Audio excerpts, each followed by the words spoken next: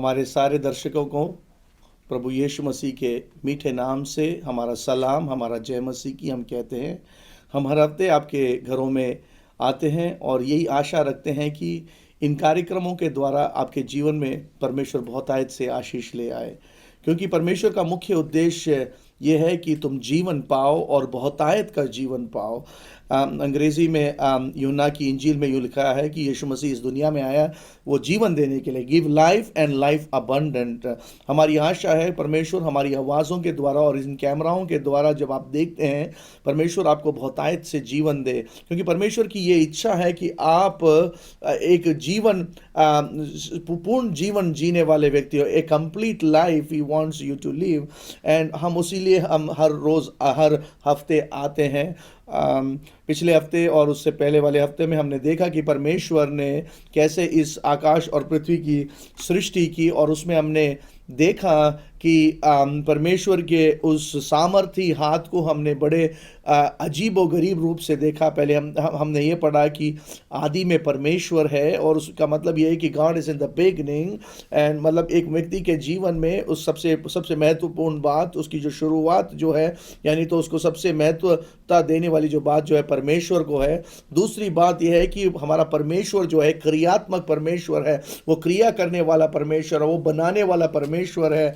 और उसके बाद हमने आगे देखा कि उसने दिन और रात को बनाया, हमने 3 दिन तक के बारे में और जो सृष्टियाँ की उसके बारे में हमने उसमें पढ़ाई भी किया। उसमें हमने देखा कि उसने कैसे आकाश को बनाया, और उसने कैसे पानी को उससे अलग किया, और कैसे ज़मीन को अलग किया, और कैसे उस बीज जो फल देने वाले बीजों की सृष्टि की। हम उसमें काफ़ी सारी बातों को देखा। परमेश्वर की आत्मा उस पर मंडरा रही थी जब पृथ्वी सुनसान और बेडोल थी। कहने का मतलब है कि जीवन जब एक वीरान में है, परमेश्वर की आत्मा जब उस पर वास करती है, तो उस वीरानता को परमेश्वर हटाकर उसके अंदर परमेश्वर एक क्रियात्मक क्रिया करता है और उसको बिल्कुल खूबसूरत बनाता है।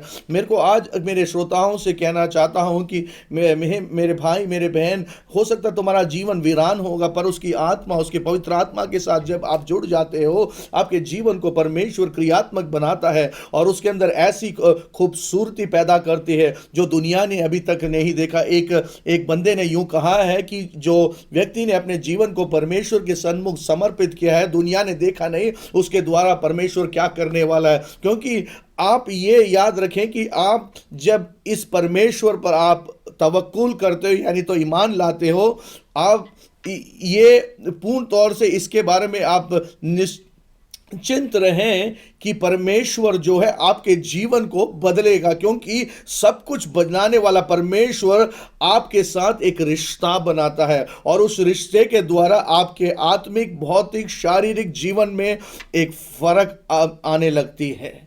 और वही परमेश्वर आपके साथ वो रिश्ता बनाना चाहता है। वो किसी धर्म के लिए नहीं, पर सब मानव जाति के लिए, सब व्यक्ति, सारे लोग, कोई भी मतलब धर्म के आप हों, मैं आपसे कहना चाहता हूँ परमेश्वर आपको प्यार करता है, और आप उस पर ईमान लाए कि आपको कुछ करने की ज़रूरत नहीं है, केवल आपको दिल में उसको स्वीकार करना है।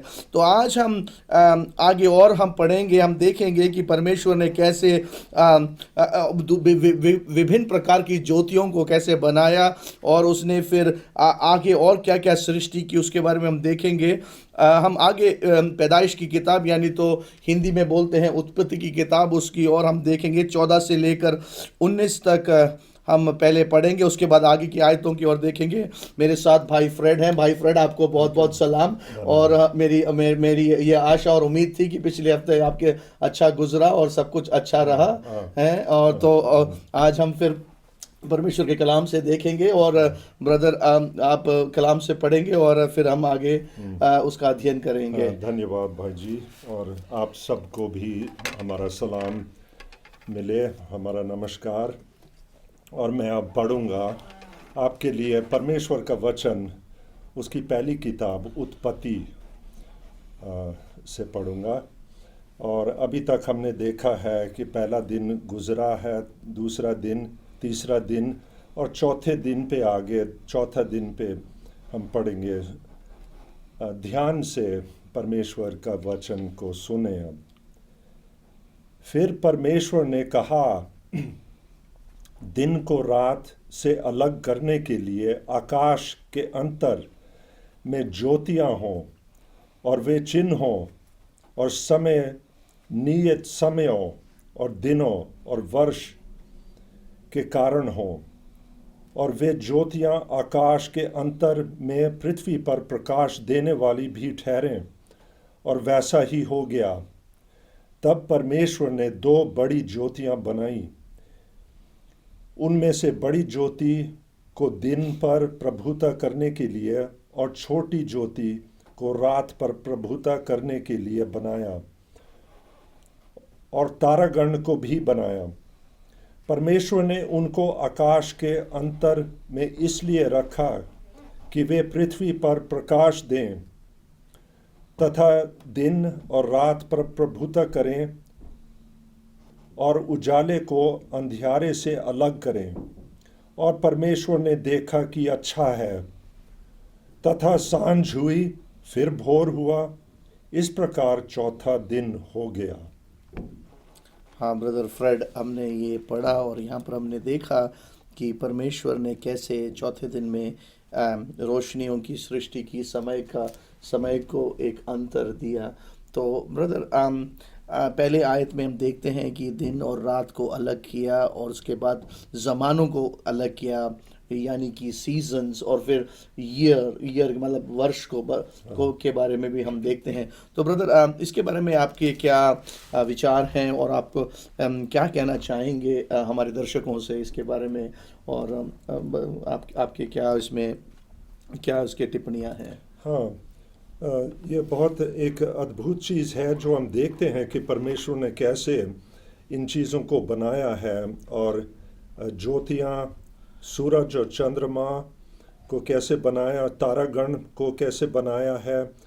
और उस समय से आज तक हज़ारों साल से तमाम मानव जाति इन चीज़ों को देख के हम अपने सीजन्स, अपने जीवन के जो कार्य हैं उनके अनुसार चलाते हैं, और ये परमेश्वर का अद्भुत कार्य है। इस विषय में भजन संहिता में भी लिखा है कि हम इन चीज़ों को देख के परमेश्वर को जान सकें कि एक परमेश्वर है जिसने इसको बनाया। जैसे भाई ने पहले बताया था कि हम इस मेज़ को देखते हैं तो हम कहते हैं कि इसको किसी ने बनाया है, ये अपने आप से नहीं हुआ। ये एक छोटी सी चीज़ है, साधारण चीज़ है कि एक मेज़ जिस पे हम बैठे हैं, या ये कुर्सी जिस पे हम बैठे हैं, या जिस पे आप बैठे हैं, उसको देख के हम बिना शक से हम कहते हैं कि हाँ, इसको किसी ने बनाया, किसी का हस्तकला है ये चीज़।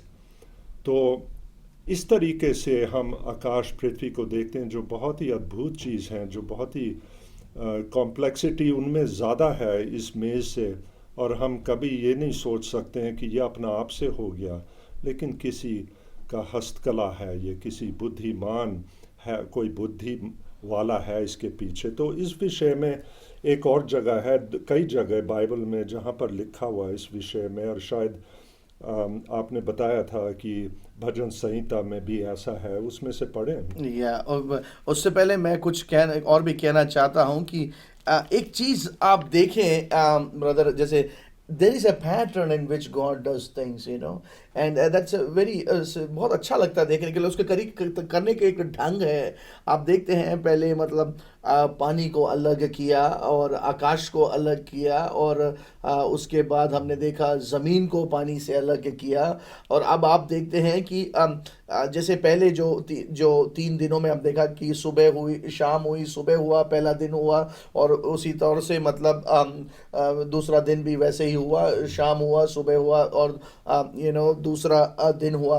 पर हम अब देख सकते हैं कि परमेश्वर जो है एक और अंतर लेके आ रहा है, वो है दिन और रात को मतलब with lights, darkness and light, मतलब ज्योति और अंधकार को मतलब उसको अंतर करता है। परमेश्वर एक अंतर ले आता है।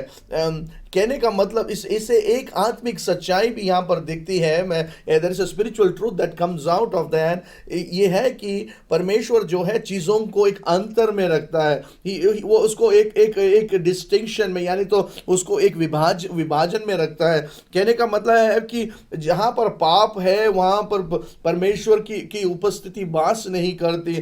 तो मेरे दर्शकों को से मैं ये कहना चाहता हूँ, अगर जीवन में आप अंधकार में रहते हैं तो परमेश्वर अंधकार को प्रेम नहीं करता, पर आपको प्रेम करता है, आपको उस अंधकार से बाहर ले आना चाहता है। He doesn't want you to live in that darkness. He wants you to come out of that darkness and to be in that fellowship with that living God. He wants to bring a separation in everything you do. कहने का मतलब आपके जीवन में एक अलगदाई लेके आना चाहता है। जैसे उसने दिन को और रात को अलग करके वो दिन को जो एक अलगदाई दिया और एक दूसरा उसने एक उसको एक छवि दी, वही छवि परमेश्वर आपको भी देना चाहता है। और हम देख सकते हैं कि समय, दूसरे एक आयत में लिखा जमाने और समय जो है, मौसम जो है उसके हाथ में है। दानियल नबी की किताब में लिखा times and seasons are in his hand. कहने का मतलब है कि दुनिया की कोई भी ताकत आपको परमेश्वर की पूर्ण इच्छा से वंचित नहीं रख सकती।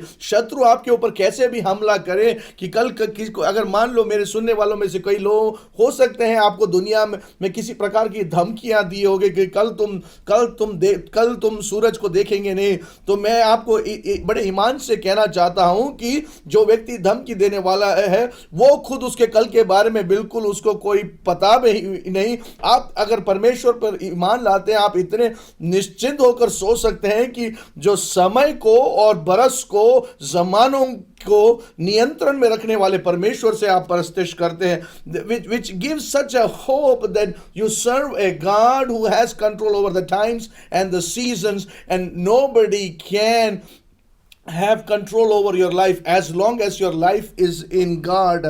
आगे हम देखते हैं कि परमेश्वर ने रोशनियों को बनाई, और भाई ने मुझसे कहा कि हम लोग भजन संहिता 136 में मेरे ख्याल से वहाँ पर लिखा है कि उसने दिन और रात को प्रभुता करने के लिए विभिन्न प्रकार के तारागणों को बनाए। चलें उसको जरा देखें ब्रदर, जरा 19वीं या 19 को बाद में देखेंगे। अच्छा। मेरे ख्याल से 136 को जरा देख अच्छा, लेते हैं। 136 में जो लिखा है, जी, आइए हम प्रभु का वचन पढ़ें। भजन संहिता 136 उसकी 7, 8 और 9 आयत। उसने बड़ी बड़ी ज्योतियां बनाई, उसकी करुणा सदा की है। दिन पर प्रभुता करने के लिए सूर्य को बनाया, उसकी करुणा सदा की है। और रात पर प्रभुता करने के लिए चंद्रमा और तारागण को बनाया, उसकी करुणा सदा की है। आमीन आमीन। बहुत बहुत धन्यवाद ब्रदर, आपने वो पढ़ा। या परमेश्वर ने सूरज को बनाया, मतलब हम हर रोज सुबह उठते हैं तो सूरज उदय होता है। जैसे कहते हैं कि the sun rises in the east, उदय पूर्व में उसका उदय होता है और पश्चिम में उसका अस्ताचल होता है। और हर रोज़ जो दिन जो शुरू होता है, सूरज के किरण, भोर की किरणें हमारे इस पृथ्वी पर पड़ती हैं, और वैसे पृथ्वी पर रोशनी आने लगती है, और वैसे आदमी अपने दिन के रोज़मर्रे के दिनचर्या के कार्यों में लगा रहता है। या ब्रदर, तो हम यहाँ पर देख सकते हैं कि दिन को प्रभुता करने के लिए उसने सूरज को बनाया, to rule the day he made sun. तो उस पर क्या कहना चाहेंगे आप? ये भी आपके अच्छे वचन के साथ जोड़ना चाह रहा था कि जैसा लिखा हुआ है कि उसकी करुणा सदा की है।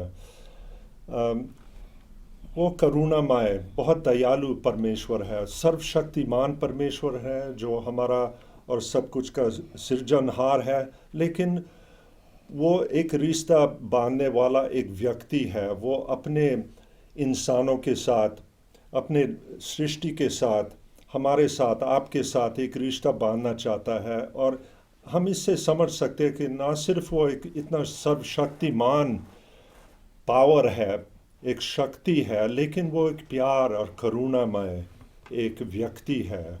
और वो आपको, जैसे भाई बता रहे थे कि अंधकार के एक और रीति से हम देख सकते हैं कि अज्ञात को भी हम अंधकार कहते हैं। जब कोई हम किसी बात की अज्ञात में हैं, नहीं समझते हैं अपना जीवन में, तो हम एक तौर से एक अंधकार में हैं।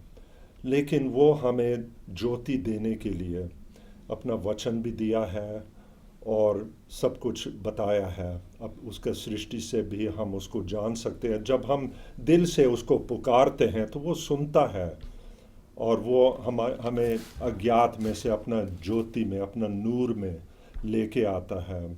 हमारा बुद्धि को, हमारे आत्मिक आंखों को खोल देता है और हम ज्योति पाते हैं, क्योंकि उसकी करुणा सदा की है। या भाई, आपने जब अज्ञात के बारे में कहा, जैसे अंग्रेजी में बोलते हैं इग्नोरेंस के बारे में आपने बोला, तो मेरे को एक और चीज़ उसमें एक और चीज़ उसमें मैं उसमें जोड़ना चाहूँगा। वो ये है कि हमारे जीवन को पूर्ण तौर से एक निर्भरता, मतलब क्या कहते हैं, पूर्ण तौर से एक ऐसा उसने एक चीज़ बनाया ताकि हम दुनियावी कोई और चीज़ों पर निर्भर ना करें, मगर परमेश्वर की सृष्टि पे। कहने का मतलब कि ये है कि चाहे कुछ भी हो जाए, मगर परमेश्वर ने जो सृष्टि बनाई उससे आदमी को दिन चलाने के लिए, उसका मार्गदर्शन करने के लिए परमेश्वर ने ऐसे रोशनियों को बनाया। मतलब जैसे बिजलियां हैं, बिजली के द्वारा रोशनी पैदा किया जाता है।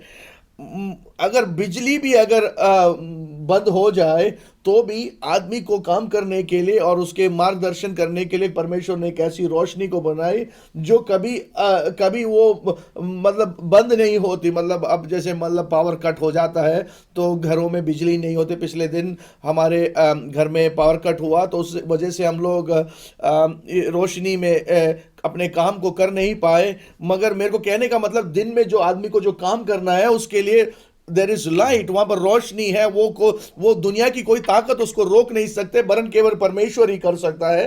तो he has made such a thing that is able to keep us moving on। और दूसरी बात ये, रात को के लिए चंद्रमा, रात को रोशनी देने के लिए चंद्रमा बनाए और तारागण बनाए। और हम देख सकते हैं कि परमेश्वर की जो सृष्टि है बहुत अद्भुत है, और ये रोज बर रोज हम देखते आ रहे हैं। मतलब ये नहीं कि मतलब मैं आज सूरज को देखूंगा कल नहीं देखूंगा। मतलब आप देखें ना देखें, पर परमेश्वर, सूरज की जो शक्ति या ऊर्जा शक्ति जो है वो पृथ्वी पे पड़ रही है, आप उसका अनुभव कर रहे हैं।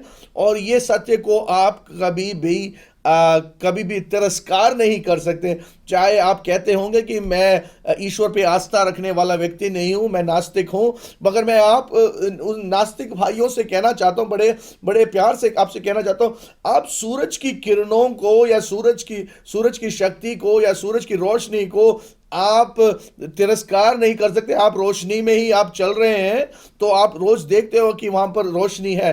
तो इससे ये क्या होता है कि चाहे आप सच्चाई को दबाएं तो भी सच्चाई आपके सामने रोज प्रस्तुत होती है। और ये एक ऐसी सत्यता है जिसको कोई मतलब तिरस्कार नहीं कर सकता। Nobody can deny this truth, और हम देखते हैं कि उसने तारागण को भी बनाया और रात को प्रभुता करने के लिए चंद्रमा को बनाया। आमीन, हालेलुया। या और आगे हम देखते हैं, ऐसे चौथा दिन हुआ, शाम हुई, सुबह हुआ और चौथा दिन। और पांचवें दिन की ओर देखेंगे 20वें आयत में, और खुदा ने कहा कि पानी और जानदारों को कसरत से पैदा करो। जरा ब्रदर जरा हिंदी में जरा पढ़ दें और 20वें आयत से पढ़ें। अच्छा, हाँ, परमेश्वर का वचन को सुने।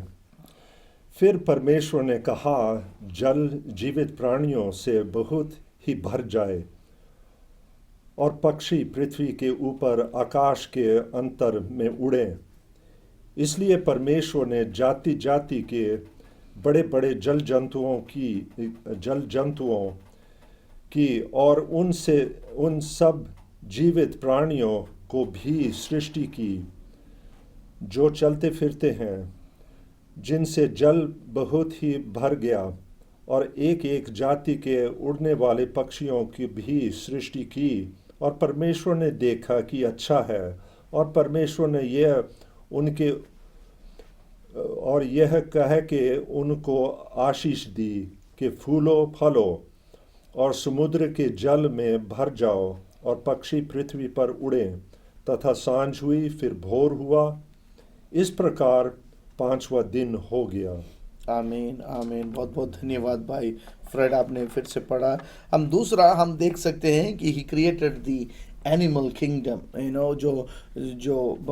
जानवर को और प्राणियों को बनाया।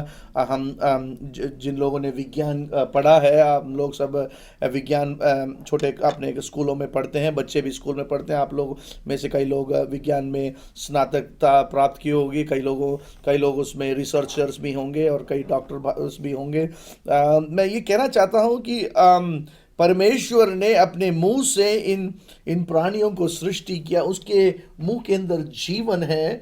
और हम देखते हैं कि उसने उधर भी अंतरता लेके आई, मतलब पक्षियां बनाई जो आसमान उड़ने वाले, और फिर जमीन पर रेंगने वाले, फिर चौपाए बनाए जो 4 पाँवों से चलने वाले हैं, और फिर समुंदर पर तैरने वाले प्राणियों को बनाया।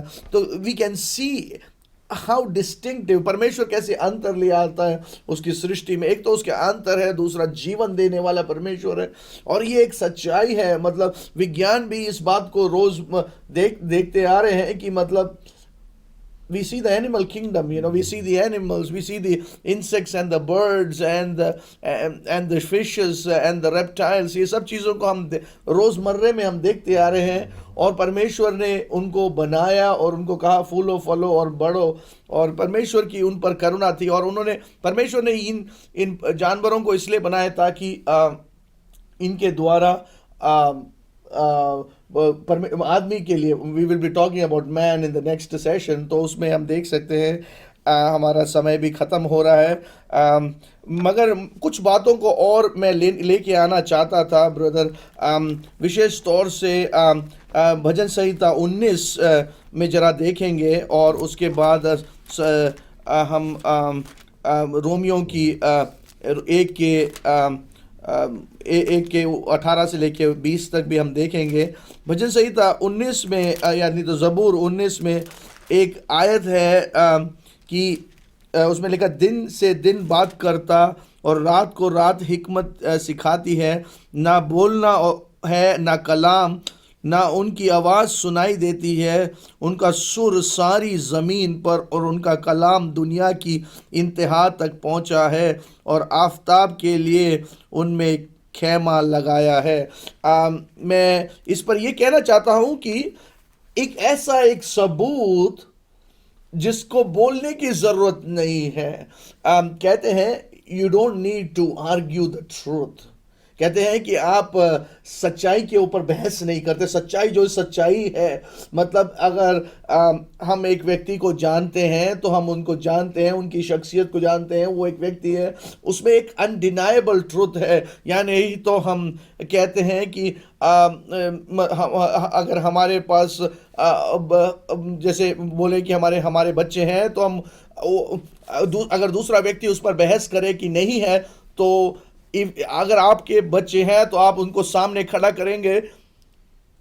You don't need to argue that. उसी प्रकार से परमेश्वर की सृष्टि के द्वारा एक सबूत पैदा होता है कि आदमी बहस नहीं कर सकता। तो रोमियो की पत्री भी जल्दी से देख लेंगे, और उसके बाद हम लोग प्रार्थना भी करेंगे। ब्रदर 18 से जरा जल्दी पढ़ दें। 1 के 18 से लेके 20 तक पढ़ेंगे। परमेश्वर का क्रोध तो उन लोगों की सब अभक्ति और अधर्म पर स्वर्ग से प्रकट होता है, जो सत्य को अधर्म से बदल रखते हैं, इसलिए कि परमेश्वर के विषय का ज्ञान उनके मनों में प्रकट है, क्योंकि परमेश्वर ने उन पर प्रकट किया है, क्योंकि उसके अनदेखे गुण अर्थात उसकी सनातन सामर्थ और परमेश्वरत्व जगत की सृष्टि के समय से उसके कामों के द्वारा देखने में आते हैं, यहाँ तक कि वे निरुत्तर हैं। यानी परमेश्वर का तत्व और कि वो है, उसका एग्जिस्टेंस, उसकी मौजूदी प्रकट होता है स्वर्ग सब सृष्टि के द्वारा, और इंसान उसको जो इनकार करता है तो नहीं समझता है। तो लिखा हुआ है कि परमेश्वर का क्रोध उन पर रहता है जो उसको नहीं मानते, उसका मौजूदी को, उसका एग्जिस्टेंस को। और लिखा हुआ है क्योंकि कि वो निर्दोष और निरुत्तर रहेंगे, निर्दोष नहीं, वे दोषी होंगे और निरुत्तर होंगे जो उसको इनकार करते हैं, परमेश्वर का जो मौजूदी है। या ब्रदर आपने बहुत सही फरमाया, बहुत बहुत धन्यवाद। आपने कलाम से पढ़ा, मतलब परमेश्वर का गजब, मतलब उर्दू में लिखा गजब आदमियों पर है, तमाम बेदीनियों से और नाराज़गी पर आसमान से ज़ाहिर होता है, और जो हक को नाराज़गी से दबाए करते हैं। सच्चाई को दबाना, suppressing the truth, this truth is there every day, day in and day out. मतलब आप इस सच्चाई को आप कभी छुपा नहीं सकते, और आदमी लोग जो हैं निरुत्तर हैं, उनके पास कोई उत्तर नहीं है। कहने का मतलब मेरे भाई मेरे बहन जो हमारी आवाज़ों को सुन रहे हैं और हमें देख रहे हैं, मैं आपको कहना चाहता हूं कि ये सत्य जो है ये आपके सामने हर रोज़ दिखता है कि एक सच्चा परमेश्वर है, वो उसने इन सब को बनाया और आप उसकी परस्तिश करना वो चाहता है। वो आप उसकी आराधना करना चाहता है, वो चाहता है आप उसकी आराधना करें। और आप कैसे कर सकते हैं? आप उसको अपने जीवन में ले आए, आप स्वीकार करें, प्रभु यीशु मसीह को आपके दिल में स्वीकार करें। परमेश्वर का बेटा है, उसने क्रूस पर अपनी जान दी, और जब आप स्वीकार करते हैं आपका जीवन बदल जाता है, आपकी हुलिया बदल जाती है। पिछले हफ्ते मेरे एक भाई से मुलाकात हुआ, तो मैं उनका चेहरा देखा, उनके परिवार के बारे में देखा, तो मैंने लगा बहुत अच्छे घराने के हैं, मगर बाद में पता चला कि उनकी जो कहानी थी बहुत ही बेदीन कहानी थी। वो जेल में थे और वो विभिन्न प्रकार के परेशानियों से होकर गए, मगर जब परमेश्वर को जाना उनका जीवन बदल गया। तो मैं कहना चाहता हूं आज परमेश्वर आपके जीवन को बदल सकता है। मैं दुआ करना चाहता हूं मेरे सारे दर्शकों के लिए। प्यारे बाप आसमानी, हम दुआ करते हैं यीशु मसीह के नाम से, तेरा सामर्थी हाथ इन लोगों पर जो सुन रहे हैं और हमें देख रहे हैं, उन पर तेरा काम करे। प्रभु हम दुआ करते हैं तू उनको आत्मा प्राण शरीर चंगा कर, उनको तू ये प्रकाश दे कि तू सच्चा परमेश्वर है। तेरी सृष्टि के द्वारा वो देखें, तेरे कलाम के द्वारा वो देखें कि तू सच्चा परमेश्वर है। और प्रभु उनके जीवन में ऐसे सामर्थी काम कर, उनके शरीर को चंगा कर, उनके बच्चों को आशीष दे, उनके सारे कामकाज पर तू बरकत दे, रोगियों को चंगाई दे प्रभु। हालेलुया। अंधे आंख यीशु मसीह के नाम से खुल जाए। Hallelujah. I speak to blind eyes to be open in the name of Jesus. I speak to deaf ears to be open, dumb mouth to be open in Jesus name. I speak to cancer, and every kind of sickness to go in Jesus name. यीशु के नाम से मैं सारे प्रकार की शैतान की सारी ताकतों को और उसके सारे काम तुम्हारे ऊपर जो उसने लगाया है उसको मैं डांट देता हूं। Every witchcraft, every sorcery, every idolatry दुष्ट ने जो तुम्हारे ऊपर चलाया है उसको मैं यीशु के नाम से उसको मैं डांट देता हूं। हालेलुया। अब शैतान के कोई भी काम तुम पर प्रभुता ना करे, अब परमेश्वर की आत्मा तुम पर प्रभुता करे और तुम एक नए सृष्टि बन जाओ। हालेलुया। खुदावंद हम दुआ करते हैं, तूने हमारी प्रार्थना को सुना, और जितने भाई लोग बहनों ने हमारी आवाज को सुना, तूने उन पर काम किया। हालेलुया। आदर महिमा तुझे हम देते हैं। इतना समय तेरे कलाम से हमें बातचीत करने सहायता किया, प्रभु यीशु मसीह के नाम से मांगते हैं, आमीन आमीन। प्रभु आपको आशीषित करे। हमारा इंफॉर्मेशन स्क्रीन पे है, प्रभु बरकत दे। God bless you. आमीन।